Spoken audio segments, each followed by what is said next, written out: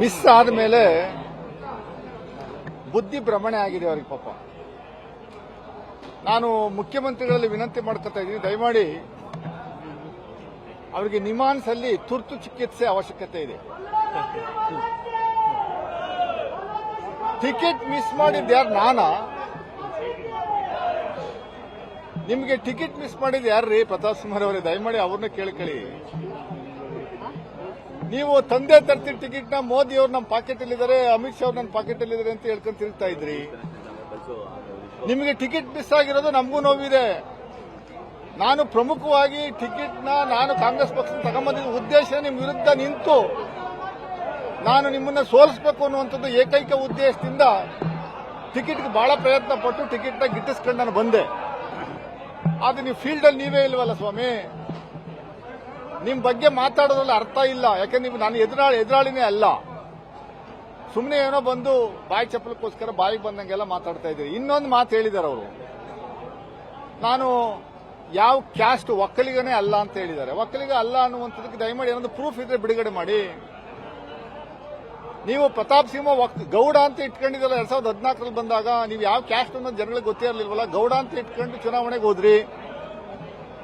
ನಾನು ಒಕ್ಕಲಿಗನ ಅಲ್ವಾ ಯಾವ ಜಾತಿ ಎನ್ನುವಂಥದಕ್ಕೆ ನಾನು ಇವತ್ತು 3:30ಗೆ ನಮ್ಮ ಪಾರ್ಟಿ ಕಚೇರಿನಲ್ಲಿ, ಪಾರ್ಟಿ ಆಫೀಸ್ ಮುಂದ್ಗಡೆ ಏನು ಒಂದು ದೊಡ್ಡ ಸಮಾವೇಶ ನಡೀತಾ ಇದೆ. ನಮ್ಮ ಮುಖ್ಯಮಂತ್ರಿಗಳು ಮತ್ತು ಉಪಮುಖ್ಯಮಂತ್ರಿಗಳ ನೇತೃತ್ವದಲ್ಲಿ ಅಲ್ಲಿ ನಾನು ಡಿಸ್ಪ್ಲೇ ಮಾಡ್ತೀನಿ ನನ್ನ ಸರ್ಟಿಫಿಕೇಟ್. ರಾಜ್ಯ ಸರ್ಕಾರ ನನಗೆ ಟಿಸಿ ಟ್ರಾನ್ಸ್ಫರ್ ಸರ್ಟಿಫಿಕೇಟ್ ಅಲ್ಲಿ ನಮೂದನೆ ಆಗಿರುತ್ತೆ ನಾನು ಯಾವ ಕ್ಯಾಸ್ಟ್ ಅಂತ. ಅದನ್ನ ನಾನು ಬಿಡುಗಡೆ ಮಾಡ್ತೀನಿ. ನಾನು ಹುಟ್ಟಿದಾಗ ಒಕ್ಕಲಿಗ ಸಮುದಾಯಕ್ಕೆ ಸೇರಿದವನು. ಬೆಳೀತಾ ಬೆಳೀತಾ ಬೆಳೀತಾ ಈಗ ನಾನು ವಿಶ್ವ ಮಾನವ. ನಿಮ್ಮ ರೀತಿ ಜಾತಿ ಆಧಾರದ ಮೇಲೆ ಜಾತಿಗಳನ್ನ ಒಡೆದು ರಾಜಕಾರಣ ಮಾಡುವಂತ ವ್ಯಕ್ತಿ ನಾನಲ್ಲ.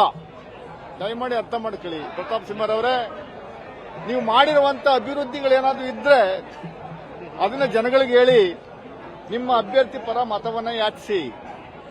ನನ್ನನ್ನ ಅಟ್ಯಾಕ್ ಮಾಡೋದ್ರಿಂದ ನಿಮ್ಗೇನು ಆಗೋದಿಲ್ಲ ಅಂತ ನಾನು ಅನ್ಕೊಂಡಿದ್ದೀನಿ. ನಾನು ನಿಮ್ಮ ವಿಚಾರದಲ್ಲಿ ನೀವು MP ಆಗಿದ್ದಾಗ ಸಾಕಷ್ಟು ಬಾರಿ ನಿಮಗೆ ನಾನು ಆಹ್ವಾನ ಕೊಟ್ಟೆ, ಬನ್ನಿ ಚರ್ಚೆ ಮಾಡೋಣ, ಏನೆಲ್ಲ ನೀವು ಕಡಿದು ಕಟ್ಟ ಹಾಕಿದ್ದೀರಾ ಮೈಸೂರಲ್ಲಿ ಅನ್ನುವಂಥದ್ದು ಹೇಳಿ ಅಂತ ಕೇಳಿದೆ.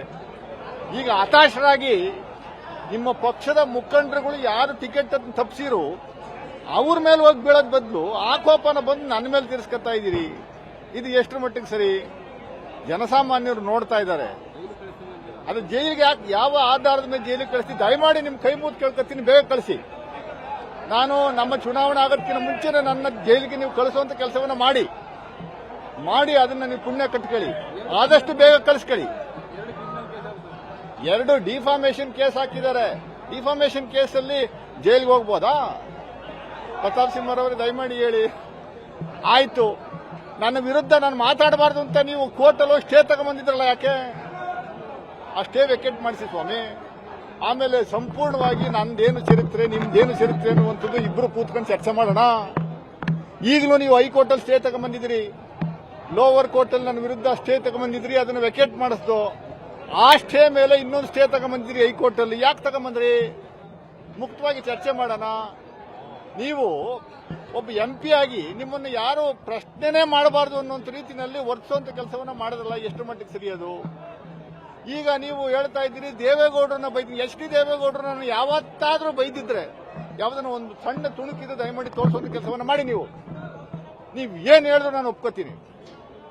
ನಾನು ಜನಸಾಮಾನ್ಯರಲ್ಲಿ ಮತಬಾಂಧವರಲ್ಲಿ ಕೈ ಮುಗಿದು ಕೇಳ್ಕೊಳ್ಳಿಸ್ತೇನೆ. ನಾನು ಸಾಮಾನ್ಯ ಒಬ್ಬ ಪ್ರಜೆ, ಸಾಮಾನ್ಯ ಕಾರ್ಯಕರ್ತ, ಕಾಂಗ್ರೆಸ್ ಪಕ್ಷದ ಕಾರ್ಯಕರ್ತ. ನಮ್ಮ ಪಕ್ಷ ನನ್ನ ಗುರುತಿಸಿ ಟಿಕೆಟ್ ಅನ್ನ ಕೊಟ್ಟಿದೆ. ನನಗೆ ಜೂಜಿನ ಚಟ ಇಲ್ಲ, ಸಿಗರೇಟ್ ಸೇದುವಂತ ಚಟ ಇಲ್ಲ, ಬೀಡಿ ಸೇದುವಂತ ಚಟ ಇಲ್ಲ, ಡ್ರಿಂಕ್ಸ್ ಮಾಡುವಂತ ಚಟ ಇಲ್ಲ, ರಾತ್ರಿ ವ್ಯವಹಾರ ಇಲ್ಲ, ಹಗಲು ವ್ಯವಹಾರ ಇಲ್ಲ. ಬಹಳ ಸ್ಟ್ರೈಟ್ ಫಾರ್ವರ್ಡ್ ಕ್ಲೀನ್ ಇಮೇಜ್ ಇರುವಂತ ವ್ಯಕ್ತಿ ನಾನು. ನನಗೆ ಯಾವುದೇ ರಿಯಲ್ ಎಸ್ಟೇಟ್ ಬಿಸ್ನೆಸ್ ಇಲ್ಲ. ಮಡಿಕೇರಿನಲ್ಲಿ 106 ಎಕರೆ ಕಾಫಿ ಎಸ್ಟೇಟ್ ಇಲ್ಲ. ನಾನು ಇನ್ನೆಲ್ಲೋ ಒಂದ್ ಕಡೆ ರೆಸಾರ್ಟ್ನ ಮಾಡುವಂತ ಕೆಲಸವನ್ನ ನಾವು ಮಾಡಿಲ್ಲ. ಹೋಟ್ಲುಗಳು ಕಟ್ಟಿಲ್ಲ. ಭ್ರಷ್ಟಾಚಾರದ ದುಡ್ಡವನ್ನು ಮಾಡುವಂತ ಕೆಲಸವನ್ನ ಮಾಡಿಲ್ಲ.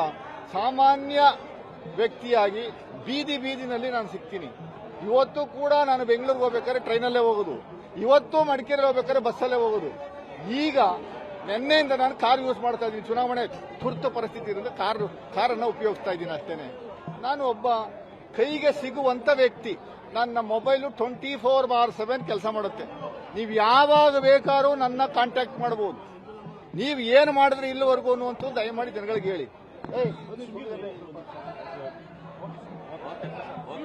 ದಯಮಾಡಿ ನಿಮ್ಮ ಆರ್ಗ್ಯುಮೆಂಟ್ಸ್ ಏನಿದ್ರು ಒಂದ್ಸರಿ ಕೂತ್ಕೊಳ್ಳೋಣ. ಈಗಲೂ ನಾನು ರೆಡಿ ಇದ್ದೀನಿ. ದಯಮಾಡಿ ಬನ್ನಿ, ಚರ್ಚೆ ಮಾಡೋಣ ಮಾಧ್ಯಮದ ಮುಂದೆ. ನಿಮ್ದು ಏನು ನ್ಯೂನತೆ, ನಿಮಗೂ ನನಗೂ ಏನು, ನನ್ನ ವೈಯಕ್ತಿಕವಾಗಿ ನನ್ನ ಟಾರ್ಗೆಟ್ ದತ್ತು ಚುನಾವಣೆ ಸಂದರ್ಭದಲ್ಲಿ ಜಾತಿ ಆಧಾರದ ಮೇರೆಗೆ ಟಾರ್ಗೆಟ್ ಮಾಡುವಂಥದ್ದು ಇದು. ನಾನು ಒಕ್ಕಲಿಗ ಸಮುದಾಯದಾನೆ. ನೀವು ಏನು ಒಕ್ಕಲಿಗ ಸಮುದಾಯದ ಮತವನ್ನು ಕೇಳಿದ್ರೆ ಅದೇ ರೀತಿ ನಾನು ಕೇಳ್ತಾ ಇದ್ದೀನಿ. ತಪ್ಪೇನಿದೆ? ಆ ಕೊಳಕಿನ ಮನಸ್ಥಿತಿ ಏನು ಅನ್ನುವಂಥದ್ದನ್ನ ನಾವು ನಿಮಗೆ ಬಿಚ್ಚಿ ತೋರಿಸುವಂತ ಕೆಲಸವನ್ನು ಮಾಡ್ತೀವಿ. ದಯಮಾಡಿ ನೀವು ನನ್ನ ವಿರುದ್ಧ ನಾನು ಮಾತಾಡಬಾರ್ದು ಅಂತ ವಿರುದ್ಧ ಏನು ಸ್ಟೇ ತಗೊಂಡ್ಬಂದಿದ್ರಿ ಅದು ವೆಕೆಟ್ ಮಾಡಿಸಿ. ಕೊಳಕಿನ ಮನಸ್ಥಿತಿ ಯಾರ್ದು ಅನ್ನುವಂಥದ್ದು ಹೇಳುವಂತ ಕೆಲಸ ನಾವು ಮಾಡ್ತೀವಿ. ಅನುಕ್ಷಣದ ಸುದ್ದಿಗಳಿಗಾಗಿ ವಿಸ್ತಾರ ನ್ಯೂಸ್ ಯೂಟ್ಯೂಬ್ ಚಾನೆಲ್ ಸಬ್ಸ್ಕ್ರೈಬ್ ಮಾಡಿ. ಹೊಸ ಸುದ್ದಿಗಳ ನೋಟಿಫಿಕೇಶನ್ಗಾಗಿ ಬೆಲ್ ಐಕಾನ್ ಕ್ಲಿಕ್ ಮಾಡಿ. ಲೇಟೆಸ್ಟ್ ಅಪ್ಡೇಟ್ಸ್ಗಾಗಿ www.vistaranews.com ವೆಬ್ಸೈಟ್ಗೆ ವಿಸಿಟ್ ಮಾಡಿ. ಅಂಗೈಯಲ್ಲೇ ಜಗತ್ತಿನ ಸುದ್ದಿ ತಿಳಿಯಲು ವಿಸ್ತಾರ ನ್ಯೂಸ್ ಕನ್ನಡ ಆಪ್ ಡೌನ್ಲೋಡ್ ಮಾಡಿ.